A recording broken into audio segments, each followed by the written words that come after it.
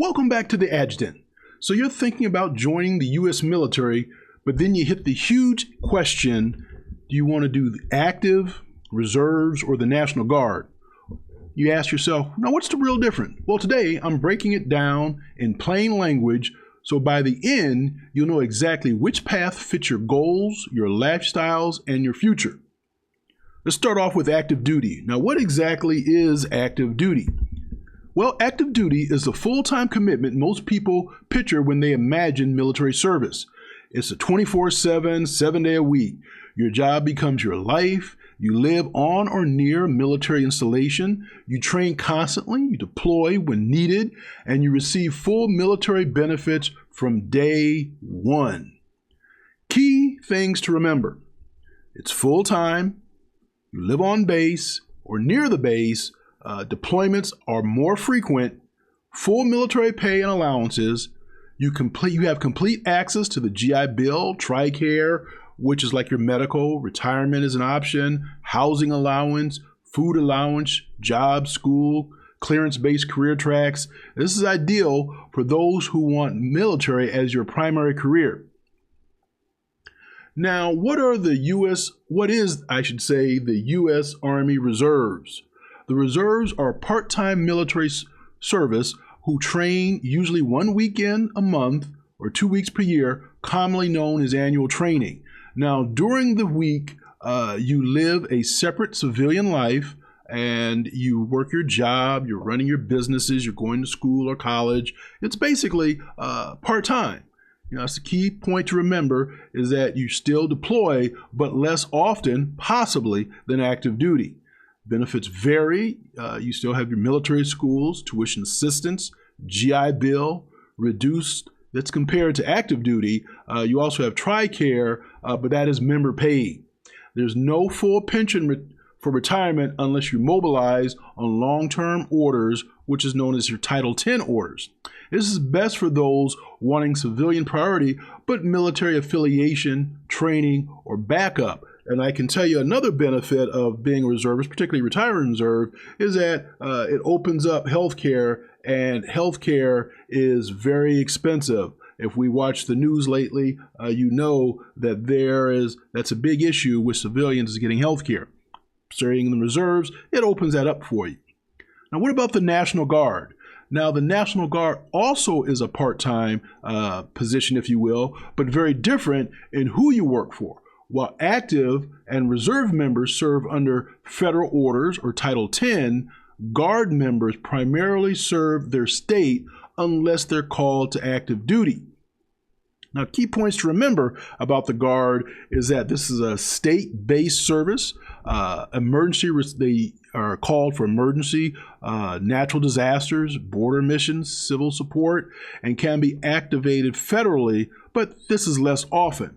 Now, the benefits include state education assistance programs, federal tuition assistance programs, GI Bills, but that varies by deployment status. You have TRICARE, Reserve Select, or TAMP, if active duty orders are long enough. State activation pay differs from federal pay charge, and retirement leads to pension at age 60 unless early reduction earned via large deployments. And so normally, reservists and Guard don't retire until they reach the age of 60. However, there are certain circumstances where Guard members can actually receive their retirement early.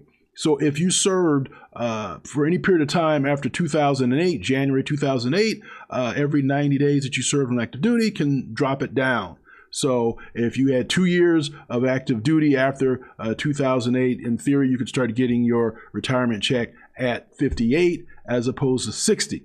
Now, you could be a student, police officer, firefighter, or nurse, or business owner and still serve in state in times of need. That's the heart of the Guard mission. Some Guard members earn full GI Bill, but only after multiple long federal deployment. So the Guard path is powerful, but paced differently. It's service with roots literally, locally, and literally community-based. So what I'm going to do is I'm going to show you a chart that kind of gives you a head-to-head comparison to make everything clear. Let me see if I can pull this up. All right, so if you look at this chart, it helps break it down to where it's easier to look at. Active duty, it's full-time. Reserves, it's not full-time. National Guard is not full-time. Who is it for? Who you serve under is federal for active duty, federal for reserve, and with the National Guard, the state first, but federal if activated.